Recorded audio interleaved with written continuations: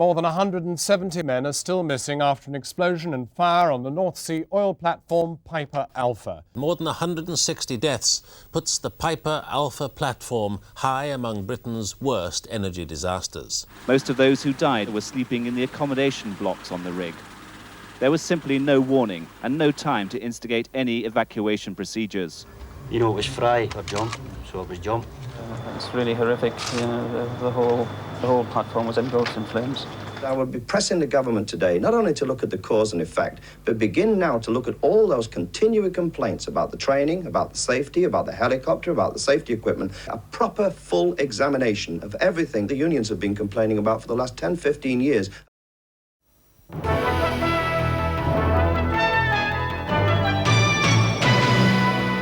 The news at 1. 63 known survivors in North Sea disaster, but more than 170 are still missing. Relatives are waiting in Aberdeen as a massive search and rescue operation continues at sea. Safety exercises failed to prevent it. The government promises a speedy investigation into what went wrong. Good afternoon. More than 170 people are still missing in the North Sea after what looks likely to become the world's worst offshore oil disaster. An explosion ripped through the Piper Alpha platform last night, followed by a ferocious blaze. The platform, 120 miles east of Wick, was torn in two by the blast. Many are thought to have died while they slept. It looks as if there was only time for a few to escape, and they had to jump clear into the sea. More than 60 survivors, some seriously burnt, have been treated in hospital, but 2 men who put out in a life raft to try to rescue survivors have now also been posted missing. The explosion happened at 9:30 last night. The owners of the platform, Occidental Petroleum, say 227 men were on board the oil platform at the time. An immediate rescue operation was launched with helicopters taking off from Aberdeen and an RAF Nimrod leaving RAF Kinloss. All night and all morning, the search for survivors has continued and a 17-mile exclusion zone was placed around the platform. The sheer scale of the disaster only became clear as the first helicopters carrying the injured landed at Aberdeen's Royal Infirmary.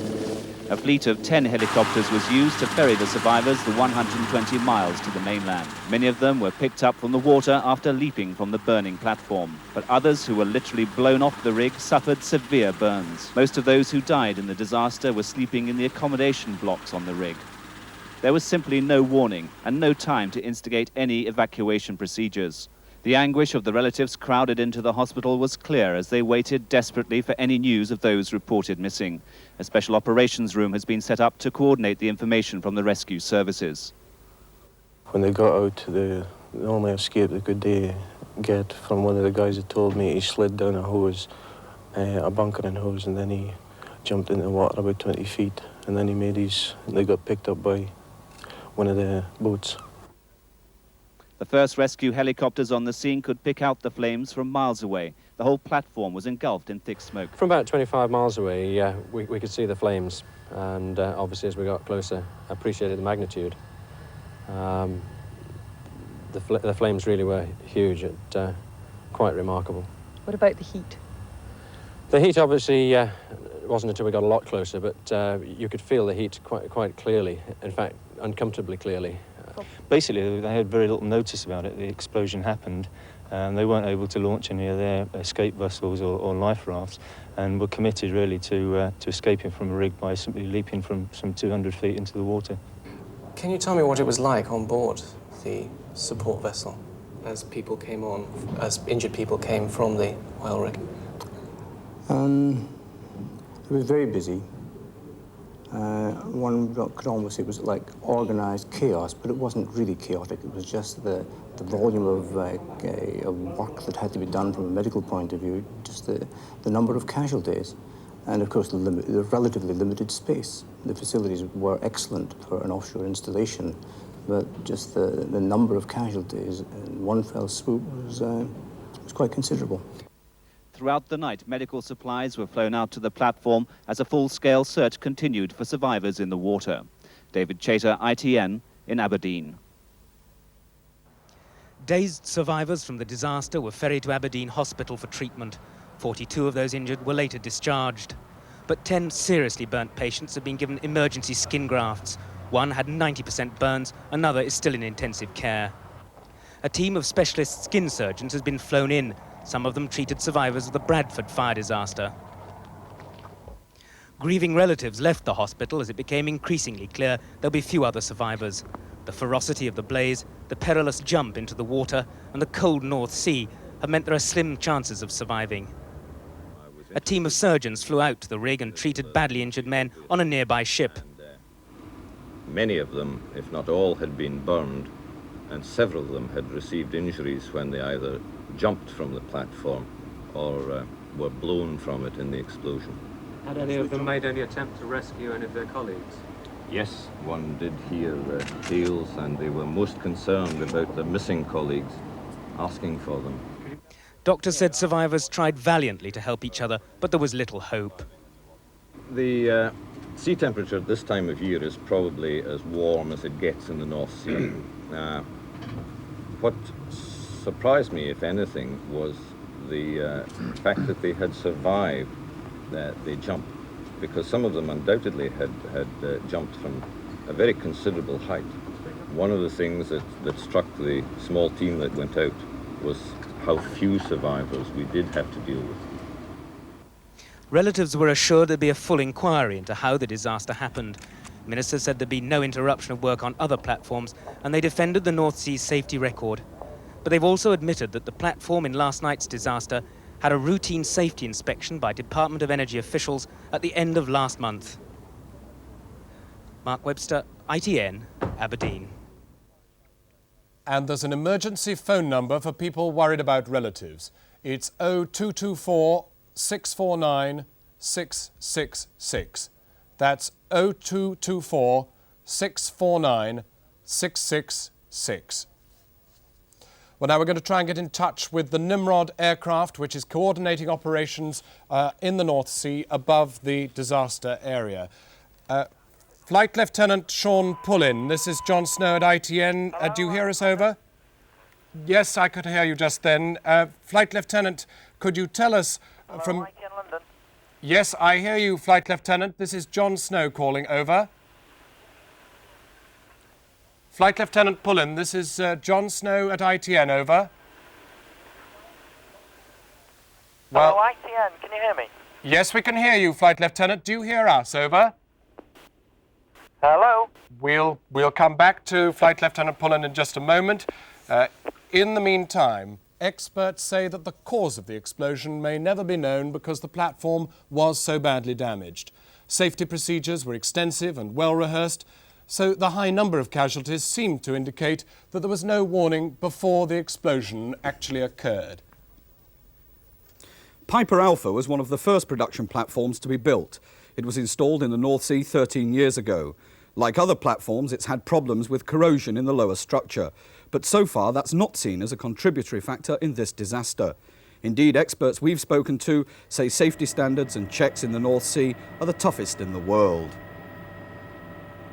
Oil platforms do drill for oil, but once the oil starts flowing, the platform is in effect a floating oil refinery, with wellhead equipment, machinery for separating oil and gas, compressors and power generators.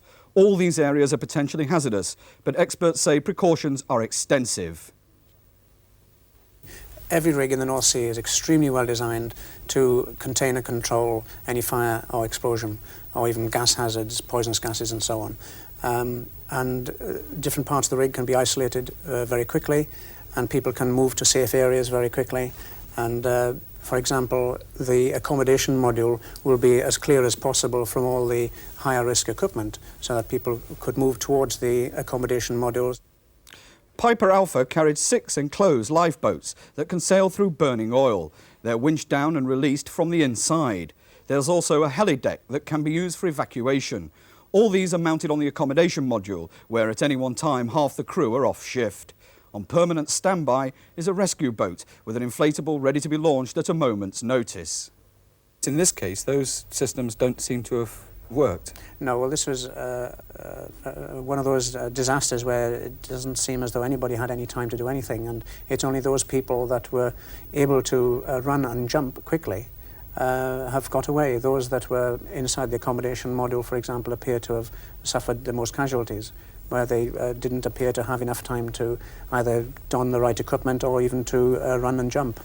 What I'd like to say about this terrible tragedy is that I would be pressing the government today not only to look at the cause and effect, but begin now to look at all those continuing complaints about the training, about the safety, about the helicopter, about the safety equipment. Let us use this terrible opportunity, if you like, to say a proper, full examination of everything, particularly what the unions have been complaining about for the last 10, 15 years, about the general area and feeling of safety, because we have seen accidents and deaths increasing, and there is a marked concern, and I think we should now take this opportunity for a full, open and frank inquiry, nothing barred, examine everything. It has been suggested that it's not a good idea to have the Department of Energy in charge of safety in the North Sea because of the conflict of interest with its interest in promoting the industry.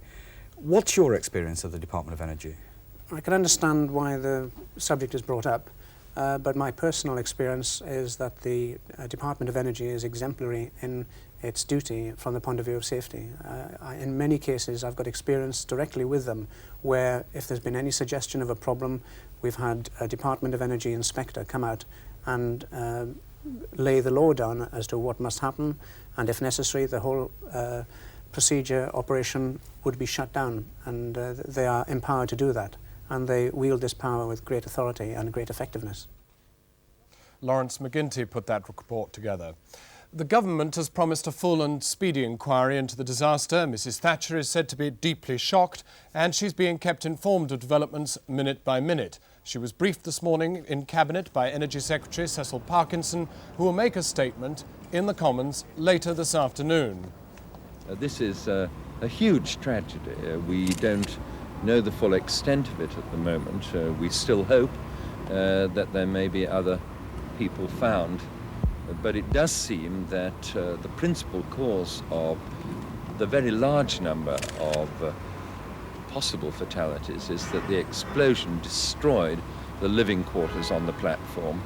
And we believe that most of the survivors were in fact people who were on duty, working on the platform rather than in the living quarters. And that many people who were asleep would not have had any chance of any sort? That's the way it appears. As I say, this is slightly speculative, but we have reason for believing that. All the effort at the moment is going into the rescue, trying to find any further survivors they may be, and that's where the effort's being mounted. But we are already discussing what sort of machinery will be used to investigate this terrible tragedy. Before last night's explosion, more than 300 people had been killed in the North Sea oil fields over the last 20 years.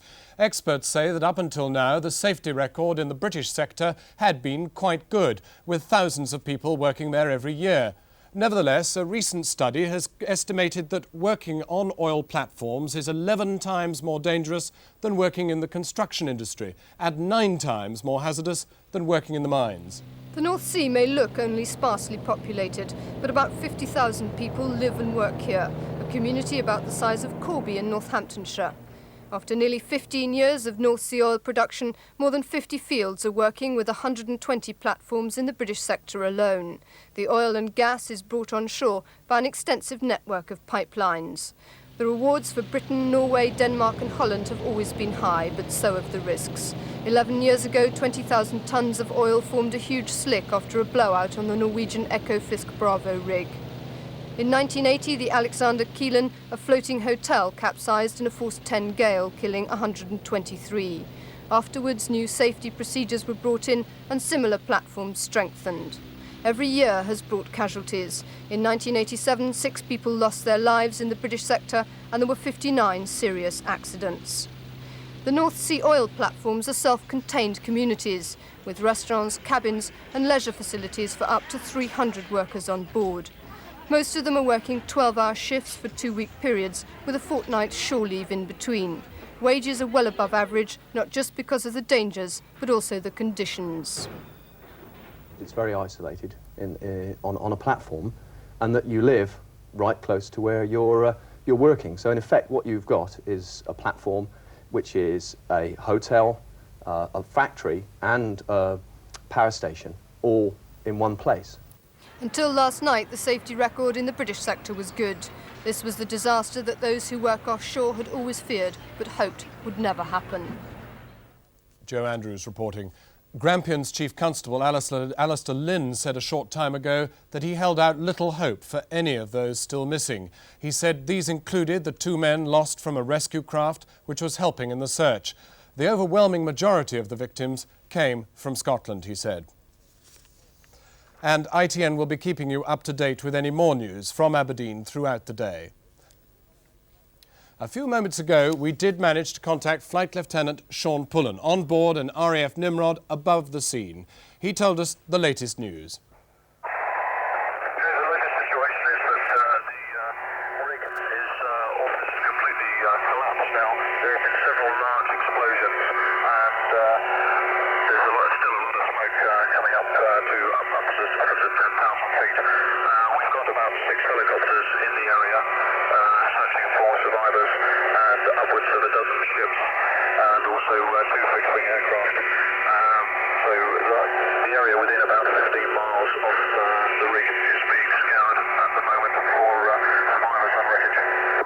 Can you describe in more detail the conditions around the rig? Today's main news again, more than 170 men are still missing after an explosion and fire on the North Sea oil platform Piper Alpha. So far, there are only 63 known survivors. The Energy Secretary, Cecil Parkinson, said it was a huge tragedy, principally caused by the explosion destroying the living quarters of the platform. The emergency phone number for those wishing news of relatives who may have been on the rig is 0224 649 666. That's 0224 649 666. That's it from us. More developments in the other bulletins in ITN as the day goes on. See you tomorrow. Hello, good evening. The cold steel of North Sea technology turns within seconds into a deadly crucible. The miracle is that 66 escaped it, but more than 160 deaths puts the Piper Alpha platform high among Britain's worst energy disasters. The politicians and the bereaved want to know why, and there'll be a full public inquiry. The platform's owners say the first indications are that there was a gas escape. Tonight we examine this latest tragic addition to the price of North Sea energy. We're witness to the efficiency and bravery of the rescuers. We hear from some of the survivors who give the first clues as to what went wrong. And as day gives new urgency to the search, we pinpoint the danger areas on which the investigation will focus. The owners of the North Sea oil platform, which exploded last night, killing many of those on board, say the cause of the blast was probably a gas leak. 166 people are dead or missing after a series of explosions wrecked the Piper Alpha platform. Only 66 people are known to have survived. Many are still in hospital suffering from burns. The government has ordered a full public inquiry. Piper Alpha is 120 miles east of Wick on the Scottish coast. The explosion started around 9:30 last night. Immediately, rescue helicopters left from Aberdeen. They were joined by a Nimrod plane from RAF Kinross. Today, the Queen sent a message of sympathy to the bereaved and injured, saying she was shocked by this dreadful disaster. When the rig started tilting over, the fab shop tilted over, and believe it or not, the jib of a crane, toppled, and that made a bridge, that we could get along to the edge and jump into the water from there. How far did you have to jump? About 100 feet. Did you hesitate before you jumped? Did you just go for it? No, the decision was made for me. It was ocean. It was fry or jump, so it was jump. I swam to the Tharos semi-submersible platform and climbed up the stairs there. When you'd got onto that platform and looked back at Piper Alpha, what was it like? It's really horrific. The whole platform was engulfed in flames. At Aberdeen's main hospital, medical equipment and life-saving kit was loaded onto helicopters. Doctors waited to be flown out to the supply ship, uncertain of what they'd find when they finally arrived there. But we don't really know what to expect at all. We understand that many of them have burns. Well, in that case, we'll have to cope with that until such time as we can get them back here. there may be a holding situation, you know. That's why we're going out, to look after those who can't immediately be brought back to land. The supply ship Tharos has extensive hospital facilities. Here, the doctors were able to give immediate treatment.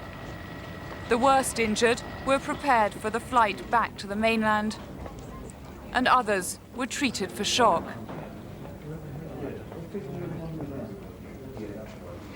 Many of them, if not all, had been burned, and several of them had received injuries when they either jumped from the platform or were blown from it in the explosion. The sea temperature at this time of year is probably as warm as it gets in the North Sea.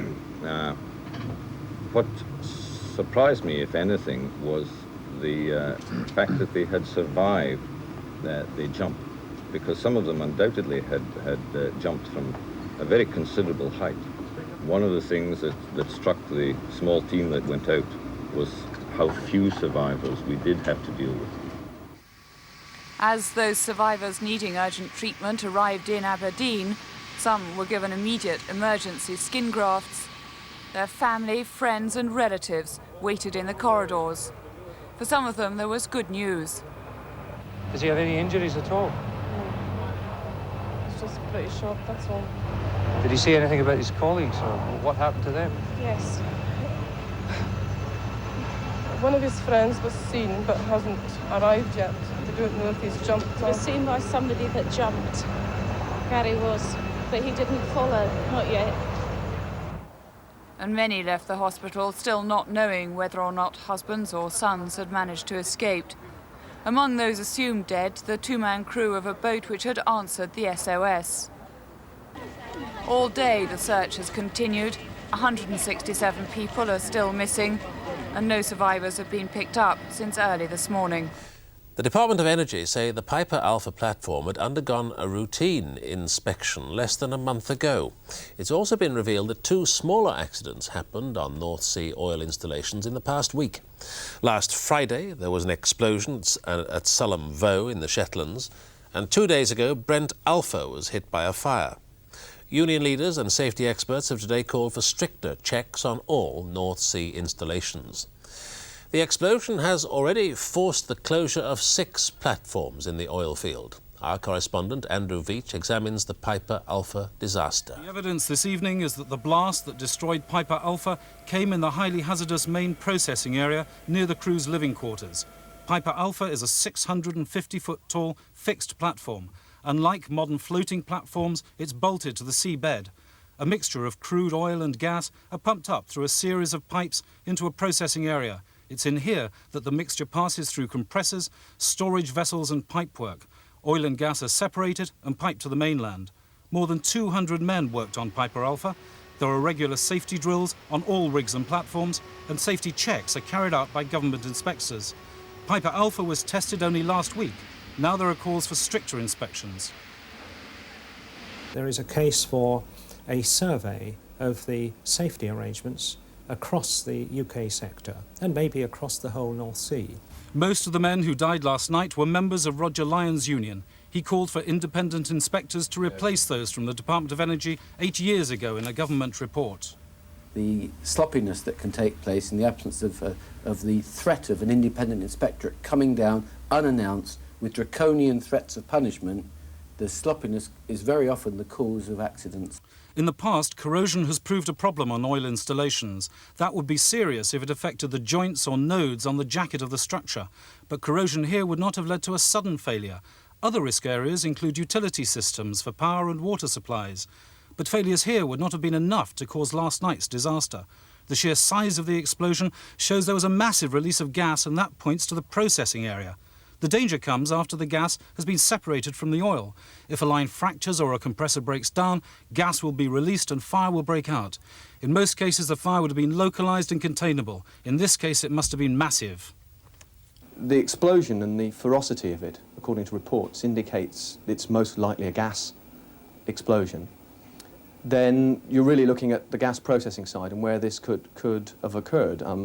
Some people have said that it might be the compressors, which possibly a failure in one of the compressors, which set off a chain of explosions. it's very hard to say at this point until the Occidental investigation has really gone into it.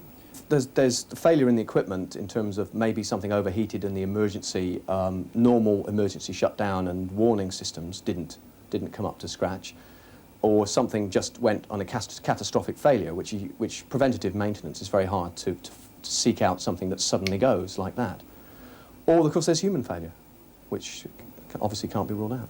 What is being ruled out is the suggestion that the explosion was caused by a terrorist attack.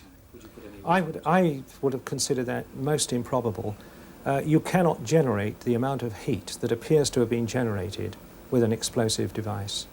And it's unlikely that one could have placed a bomb within a compressor or a pressure vessel enough to cause the vessel to go. The logic of a bomb, presumably, would be the accommodation unit, in which case you would have had those that were smitten being unable to escape, but the rest of the people escaping. Absolutely improbable, in my view. Today, oil workers were being trained in escape procedures at Aberdeen's offshore survival unit. They're taught how to survive a jump from the rig into the freezing North Sea. They learn how to conserve body heat once they're in the water. In the wake of last night's disaster, they'll be given new instructions in how to escape from the sort of explosion that destroyed Piper Alpha. The explosion caused a fireball. Flames and smoke engulfed the platform. Men were trapped. The speed at which it happened made routine escape procedures impossible. For many of the men, there was no time to reach the lifeboats or to put on life jackets. There are sprinkler systems. There's inert gas damping systems for the electronic equipment. There is foam systems, but none of these are really capable of handling an explosion of that ferocity. Nothing is really capable of handling an explosion of that ferocity. The Occidental Oil Company is holding a news conference now in Aberdeen. The UK chairman, John Brading, gave the latest details of how the accident may have happened and the casualty figures. Since this morning, an additional 4 people have been added to the list of survivors, bringing the total to 66. Personnel involved in this incident included 227 from the Piper platform, 2 from the MSV Tharos, who were shuttled to Piper prior to the incident, and 3 people in a small rescue boat from the standby vessel Sandhaven, for a total of 232 people at risk.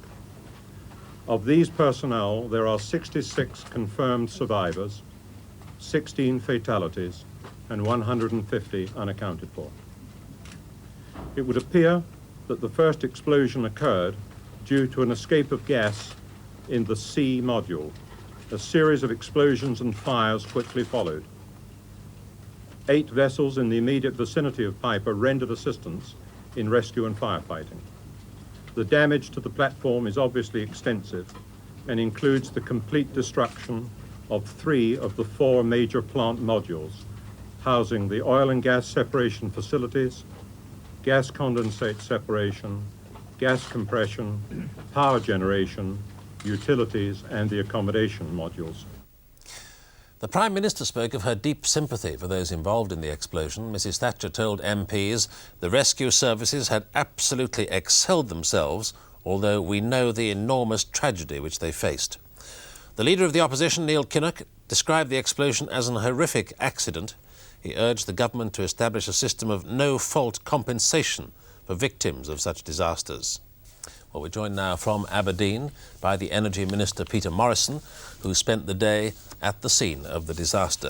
Mr Morrison, first, the 150 that are missing. Has hope been abandoned for them? Well, I think, to be honest, yes. Obviously, one lives in hope, but when one looks at what one sees out there, I think at this stage there is very little hope indeed. Is the cause of this disaster now beginning to take shape in your mind? Well, you heard what Mr Brading had to say at the press conference when I was sitting next door to him.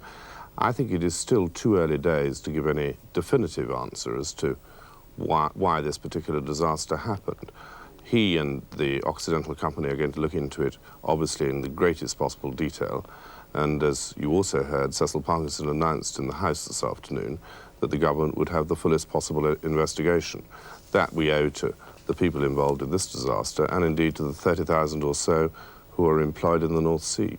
Tell us about the inspection that this particular platform had within the last few weeks.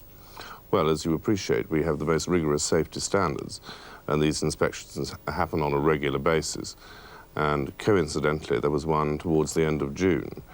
That inspection, as I understand it, and I've only been talking to London about it, said that there were one or two minor points which needed to be put right, which had no connection with what happened last night. Otherwise, they gave them a clean bill of health. So it's your understanding that the inspector found nothing fundamentally wrong with the safety aspects of that rig? That is my understanding. What sort of inquiry, then, are we now going to have? Is it under English or Scottish law? What will be its powers? Well, I talked to the Secretary of State at about 5 to 6 this evening, and he was discussing it with both the law officers and indeed the Lord Advocate. And I think that decisions will be made very quickly indeed, because, as I said, it's obviously in everybody's interest that we should get to the bottom as to precisely why this disaster took place. Isn't there a case, as someone made in one of our reports, for an immediate survey of the safety arrangements throughout the North Sea, even pending the outcome of this inquiry? Well, I don't wish in any sense to sound complacent, but we do have constant surveys which take place because we consider that the safety aspect of activities in the North Sea is very key and very crucial, and that's why we have a safety directorate in the department. Those go on, and they will go on. Until yesterday, the record of safety in the North Sea was in fact very good, given the hostile nature of the waters in which they operate. But we will continue, obviously, to pursue all the safety aspects as vigorously as we possibly can. Yet despite that, there is evidence of a string of incidents recently. Mr. Parkinson referred to that himself in the House of Commons. He said he saw no common connection between them. But isn't that the worrying thing? If there had been a common connection, you can do something about it. If you're having spasmodic outbreaks of disturbing incidents, then it's a far more fundamental problem you have. Yes, well, that's why you will have, and we want, a full public inquiry as to precisely what actually happened. But in any production process, let alone in a production process which is taking place, as I say, offshore in hostile waters, there are incidents which take place. The fact that we have reports of those incidents, I think, underlines very much the concern which both we and indeed the oil companies have to ensure that the most rigorous safety standards are adhered to. And is the North Sea industry, Minister, susceptible to further safety strictures that won't make it hopelessly uneconomic, that will be against the nation's economic interest? Well, safety is paramount, and so if there are further safety strictures which are necessary, that will become the most important thing so far as we are concerned. And when you're talking about risking life and limb, and as I said, it is a hostile environment in which to operate, the safety aspects are of paramount importance. Peter Morrison, thank you very much for talking to us. Thank you. The Energy Minister talking live from Aberdeen.